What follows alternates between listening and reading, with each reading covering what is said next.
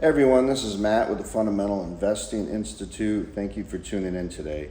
We're going to create a couple of videos talking about cash flow and how to apply that concept. We talked about cash flow in the previous video, and we talked about normalized free cash flow, which is how we think about cash flow, and that takes into account the cost of the owner's involvement, and it also takes into account capital expenditures, which are reinvestments that we have to make to replace fixed assets.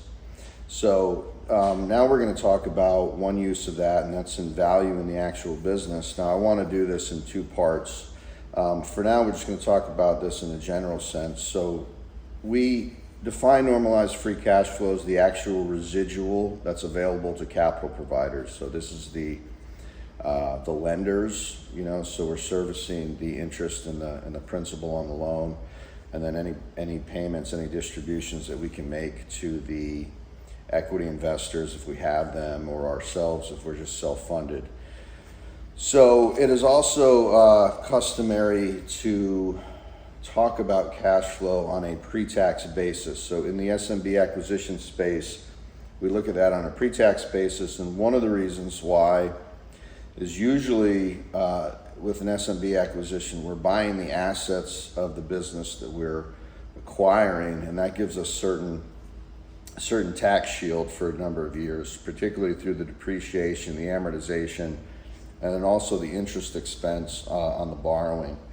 And that can neutralize the tax costs for a few years. So we're kind of looking at everything on a pre-tax basis. Another thing that we should note with SMB acquisitions is pretty much by definition, these are small leverage buyouts. In other words, we're using debt.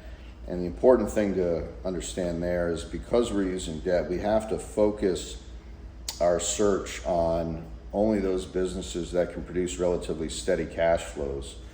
If we don't have steady cash flows, we're probably not going to be able to finance it. So banks are not that interested, for example, in financing a home builder because those cash flows can be really volatile, they can be really cyclical.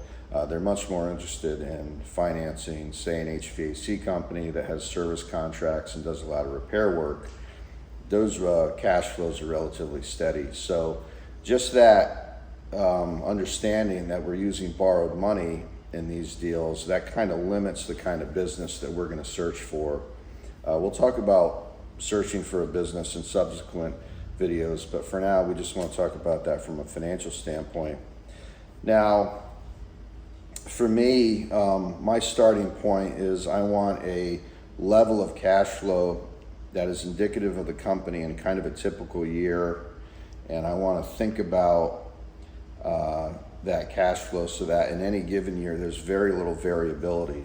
So kind of to use a statistical term, we use a normal probability distribution, right? Now I don't mean to make this more complicated than it needs to be, but the point is we want our estimate to be kind of right in the middle of a probability distribution. So when we think about the future of that business, I don't want a lot of variability one way or the other. I want it to be kind of smack dab in the middle of that bell-shaped curve. But that's the point, is once we get that cash flow figure, we can kind of move forward in thinking about the value of the business and uncovering the debt. So we'll stop there for now. We'll talk more in subsequent videos. Thank you for tuning in.